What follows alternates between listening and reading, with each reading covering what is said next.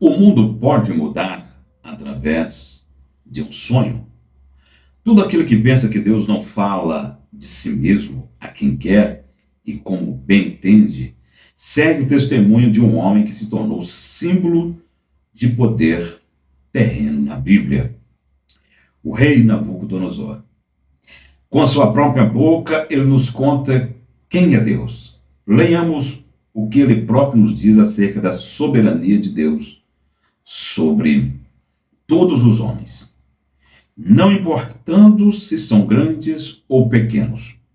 Também tenhamos em mente a doçura do amor de Deus por todo ser humano, mesmo aqueles que, aos nossos sentidos, estão para além do alcance da mão de Deus.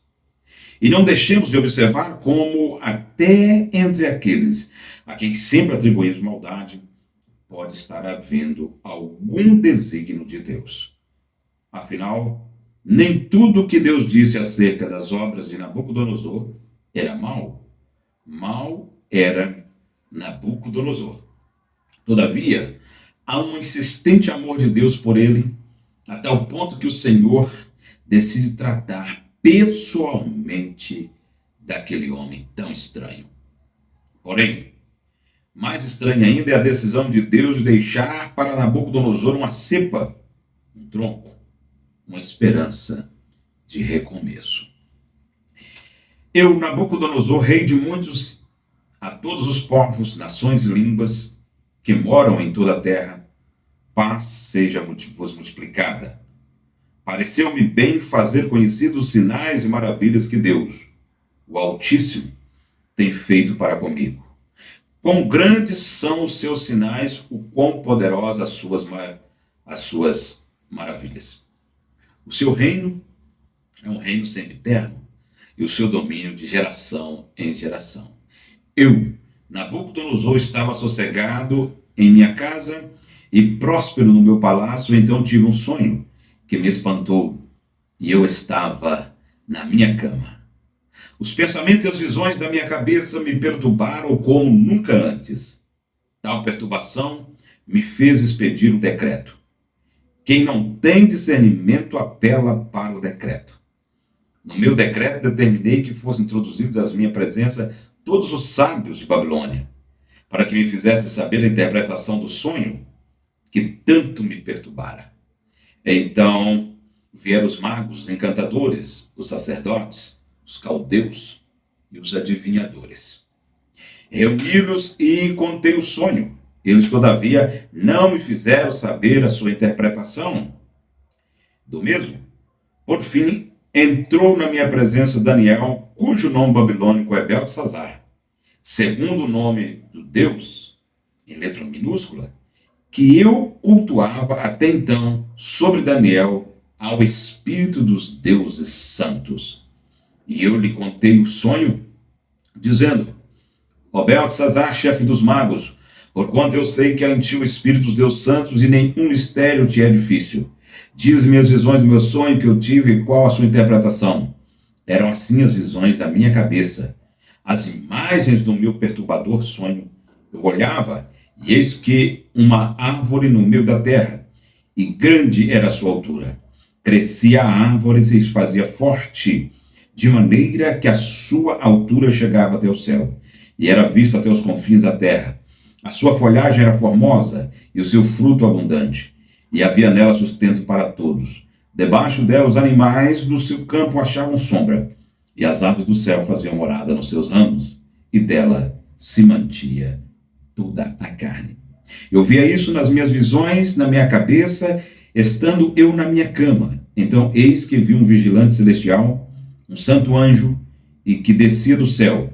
Ele clamou em voz e disse assim: derrubai a árvore, cortai-lhe os ramos, sacudi as folhas e espalhai o seu fruto.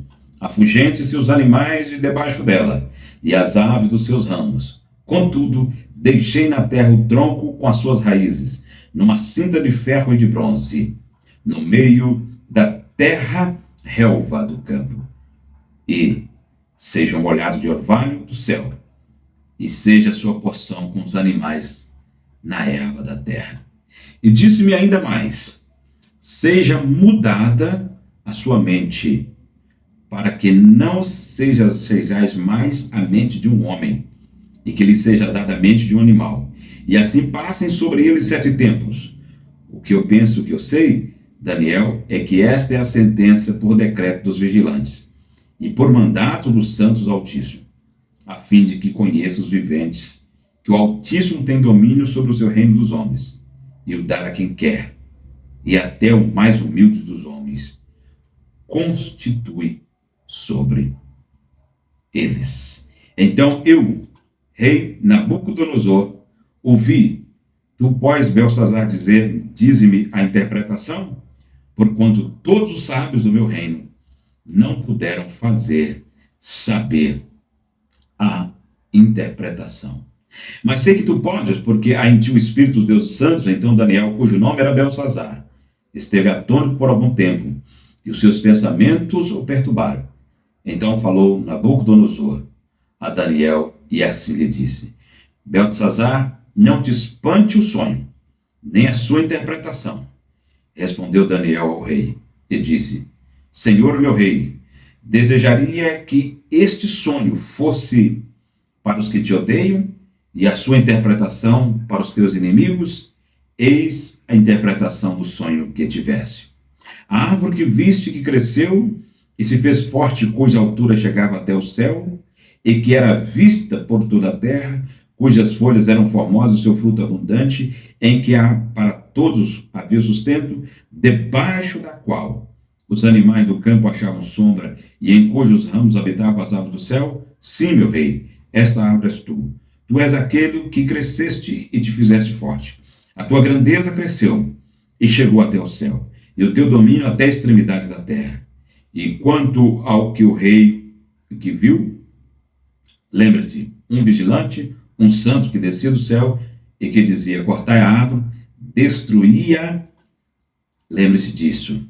Quando tu veste contudo deixai na terra o tronco com as suas raízes, numa cinta de ferro e de bronze, no meio da terra, relva do campo, e sejam molhados do orvalho do céu. E aí então vem a interpretação. Quando que foi dito que deixasse o tronco com as raízes do céu, o significado disto é que o teu reino voltará para ti, depois que tivesse conhecido que o céu reina.